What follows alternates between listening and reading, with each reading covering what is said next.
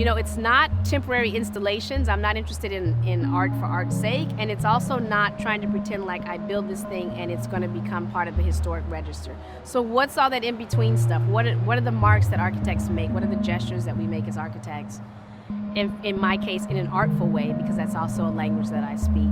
People that look like me have this situation, and it's multi-layered, it's complex, it's political, it's racist, it's classist, it's a lot of things.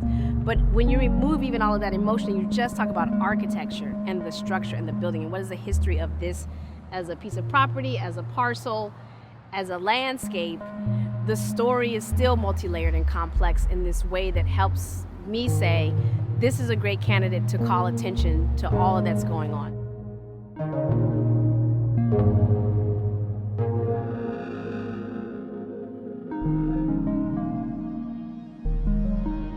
Inglewood is always a popular sort of ground zero because it has become the poster child for all things bad, evil, dangerous, scary of a major city. So it becomes this kind of epitome of an area that people can assign blame to, make assumptions about.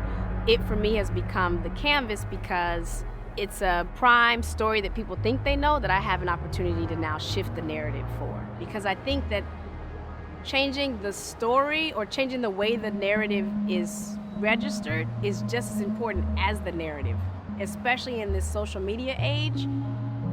What people think the story is becomes almost more important than what the story really is, right? But in terms of the reality of this, again, as a landscape, as architecture, I think it's important to be strategic about showing that one community area, one neighborhood in one big city is having all of this happen, and that this is a microcosm, that it's this big and it's this big at the same time. And so this project, if it becomes a kind of bellwether or a little bit of a beacon for other people to say, what's the way I can best make that impact on the landscape? Maybe I'm not gonna go paint houses, that's her deal.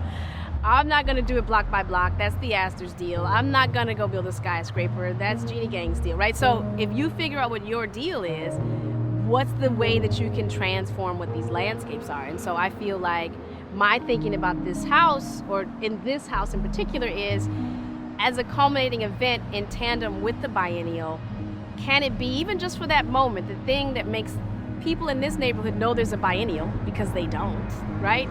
And people who might or might not come past a certain point, come on, right? And then we all come together. And this is weird kumbaya moment, right? But it's like we all come together, we paint the house, but then I like the reality that then it's gone. So I need this thing to be gone, and then I need us all to come back and sit here and go, wow. And is just the gravity of that moment enough to spark conversations that lead to ideas that lead to solutions? So I'm not aiming for the solutions, I'm just trying to set the table, or the canvas, if you will, right? For what the future could be. Right? It's really, I think, properly contextualizing the role that an architect or an individual can play in choreographing the landscape.